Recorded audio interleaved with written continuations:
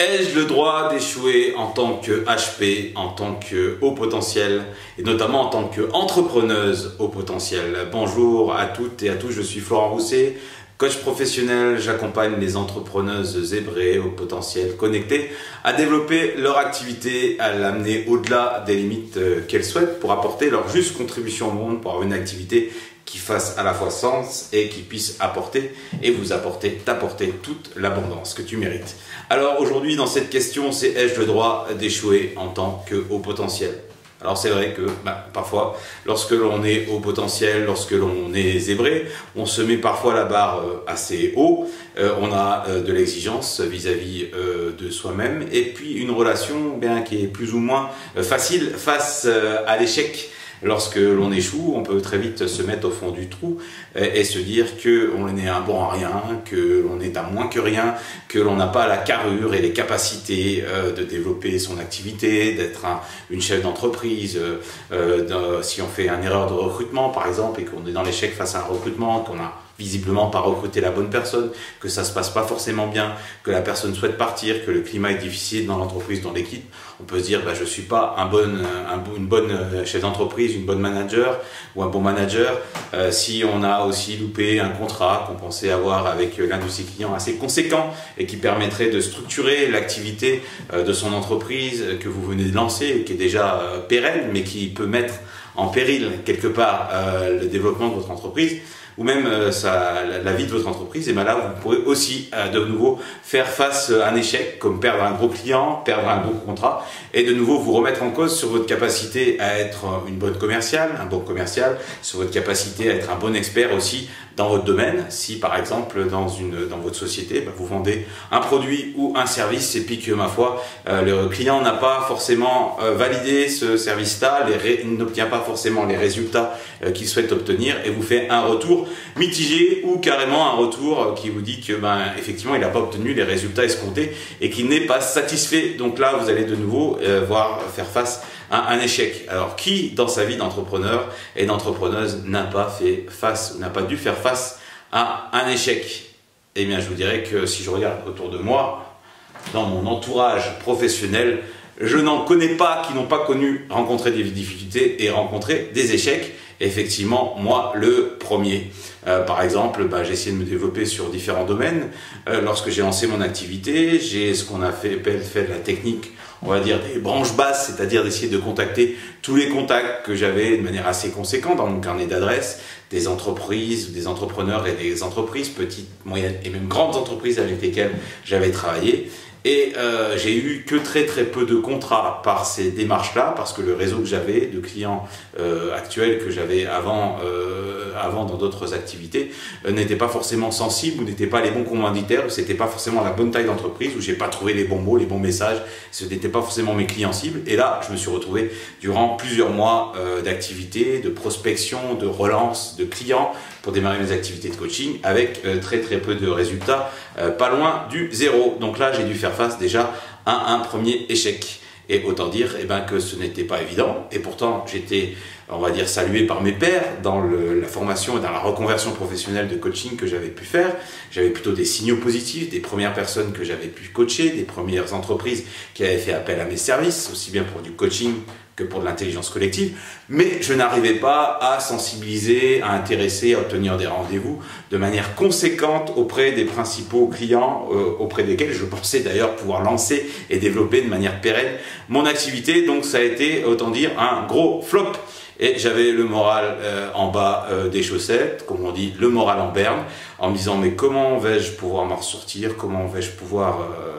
auprès de qui je vais pouvoir communiquer, comment vais-je pouvoir trouver de nouveaux clients, ça va être beaucoup plus compliqué que ce que je ne pensais, ça va prendre beaucoup plus de temps. Finalement, est-ce que j'ai bien fait de créer mon entreprise? Est-ce que j'ai bien fait d'investir?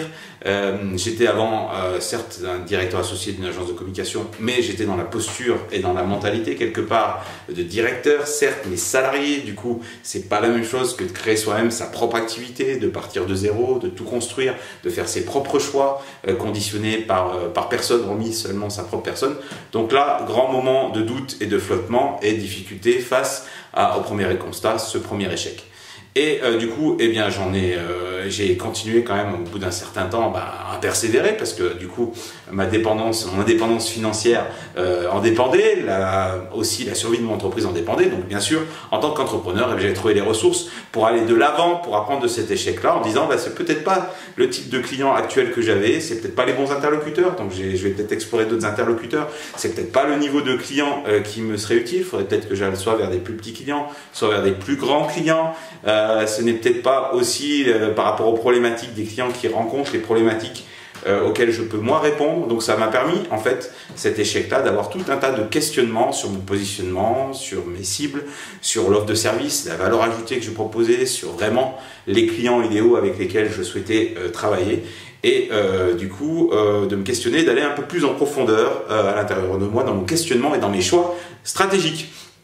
Et comme ça, des échecs, eh bien, dans votre entourage, si vous questionnez des entrepreneurs, vous verrez que beaucoup sont construits, bien sûr, par les échecs qui sont des apprentissages pour arriver vers le succès. Et que entreprendre, et un entrepreneur, eh bien, c'est chaque jour remettre son travail à l'épreuve, chaque jour réfléchir, chaque jour avancer, poser des actions, chaque jour prendre des décisions, chaque jour effectuer des reculs aussi. Et puis c'est bon d'avoir une stratégie sur le long terme, d'avoir des actions à moyen terme et des moyens de contrôle aussi, et aussi pour apprendre de ses erreurs et pouvoir rectifier le tir. Alors comme ça, j'aurais bien d'autres effectivement sujets à partager avec vous, lorsque j'ai aussi voulu lancer une activité à l'intention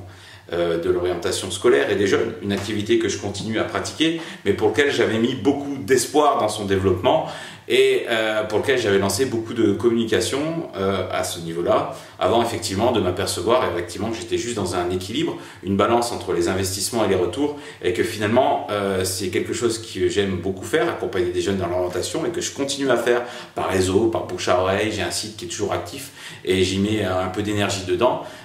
mais je n'ai pas investi massivement tel que je l'aurais imaginé,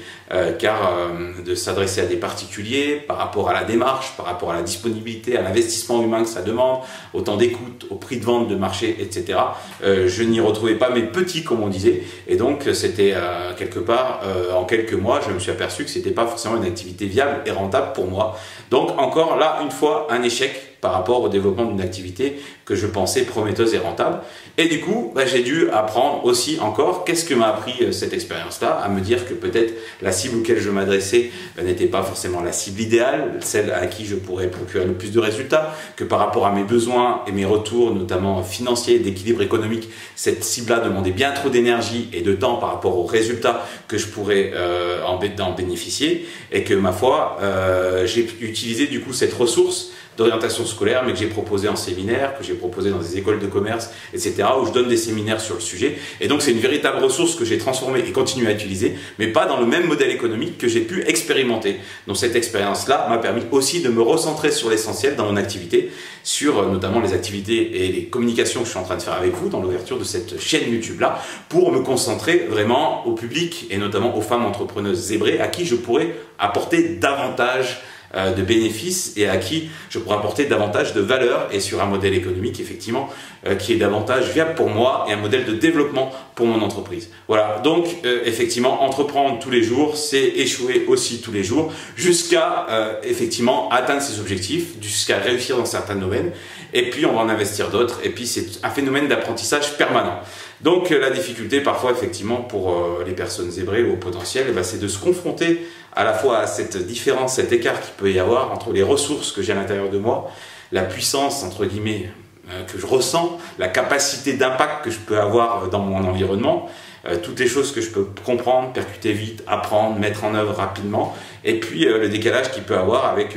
parfois toute cette énergie que l'on passe, que l'on met lorsque l'on se passionne pour une activité, pour une entreprise qu'on vient de créer, pour un projet auquel on croit, et qui finalement échoue, ne trouve pas l'écho que l'on pensait, ne trouve pas un retentissement auprès des gens que l'on pensait, que ça fasse un gros flop. Et là, dans ce cas-là, il y a une grosse remise en question, un gros découragement. On sent, moi je me sentais vidé complètement, et puis des fois plus bactère. Et puis on a besoin de comprendre, d'apprendre de cette erreur-là, de comprendre pourquoi ça n'a pas fonctionné, et puis de retrouver cette énergie qui nous permette encore une fois d'aller de l'avant. Alors peut-être que toi aussi tu as connu ces phases-là, peut-être qu'en tant qu'entrepreneur, tu es aussi dans l'une de ces phases, on va dire descendantes, tu dois apprendre de tes erreurs pour pouvoir mieux rebondir, eh ben, je t'invite à me donner dans tes commentaires effectivement la manière dont toi tu vis ce droit à l'erreur. Est-ce que tu t'es donné le droit d'échouer? Est-ce que tu t'es donné le droit d'apprendre de tes erreurs et de te perfectionner, d'avancer sur ton chemin en faisant des erreurs? Est-ce que tu as vu ça comme un levier